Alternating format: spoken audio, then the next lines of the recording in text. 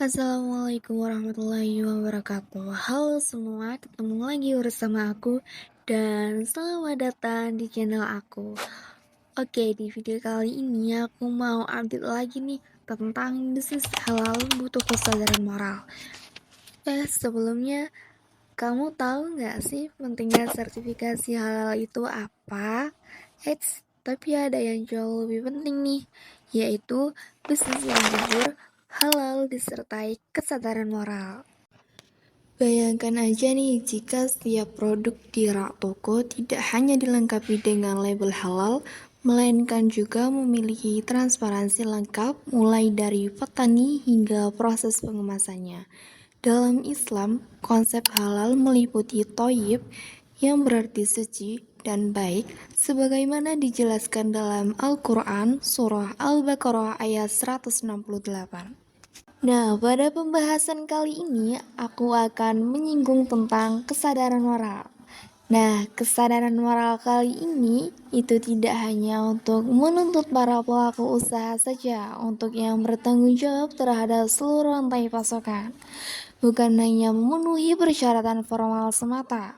Di Indonesia, Undang-Undang dalam Jaminan Produk Halal Nomor 33 Tahun 2014 mewajibkan semua produk harus bersertifikasi halal mulai dari tahun 2019. Namun, pelanggaran masih sering terjadi akibat kurangnya penanaman nilai etika yang mendalam. Karena konsep halal itu bukan hanya tentang adanya label atau tidaknya, namun dari mana saja bahan-bahannya dan bagaimana proses pembuatannya. Itu juga bisa jelas dan transparan untuk diketahui oleh kalangan masyarakat saat ini. Nah, di Indonesia negara kita ini, hampir semua produknya itu sudah terverifikasi halal. Namun, belum tentu kesadaran moral di dalamnya itu berjalan dengan baik. Kita mulai dari jenis-jenis di bidang bisnis terlebih dahulu. Nah, di sini ada banyak sekali bidang bisnis pada perdagangan, perikanan, industri, transportasi, pertambangan, dan lain-lain. Untuk kali ini, aku mau jelasin tentang bisnis perdagangan dalam perusahaan. Dalam pelaksanaan atau menjalankan usahanya, pasti ada nih perusahaan yang sesuai dengan aturan dan syariat agama, dan pastinya ada juga yang mempunyai aturan sendiri, dan yang paling penting adalah untuk mendapatkan untung yang banyak. Untuk hal ini, aku berikan contoh yang nyata nih dalam perusahaan Indonesia dan yang benar-benar menerapkan sistem syariah dan yang mana yang melanggarnya. Oke, di sini ada PT Nippon Indosari Korpindo Tbk atau Sari Roti. Perusahaan ini menerapkan aturan yang ketat dalam proses produksinya. Produk yang dihasilkan semuanya sudah terdaftar di BPOM dan memiliki sertifikasi yang halal.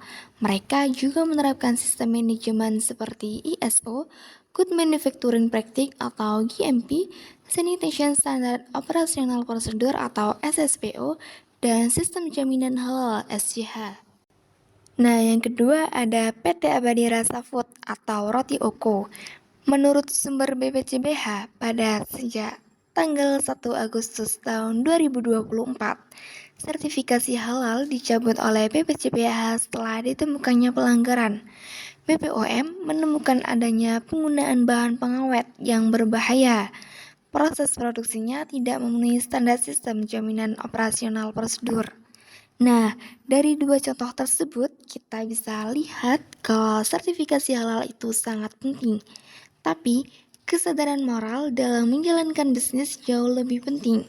Karena pada akhirnya kehalalan itu bukan hanya kewajiban hukum, tetapi tanggung jawab moral pada konsumen.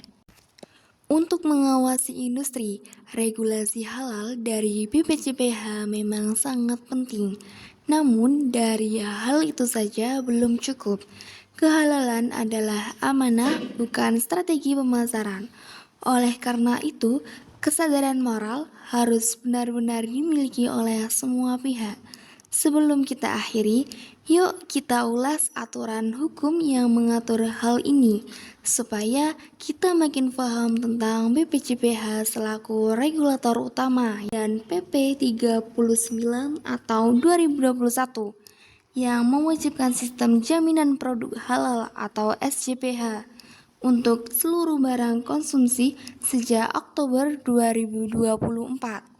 Nah, hukuman pencabutan sertifikasi seperti pada kasus roti Oko mencakup denda hingga 2 miliar atau penjara 2 tahun.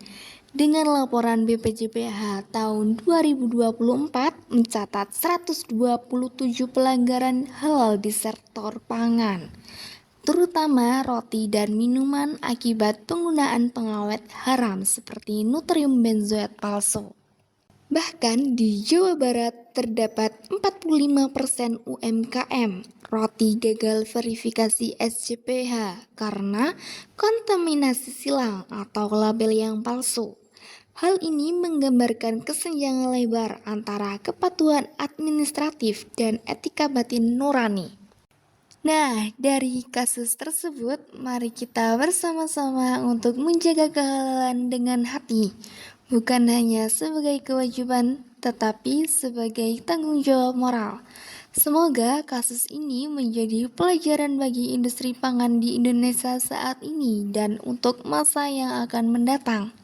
Untuk menjadi lebih transparan total, amanah umat, bersih, dan sesuai syariat agama. Terima kasih telah menonton dan sampai jumpa di video selanjutnya.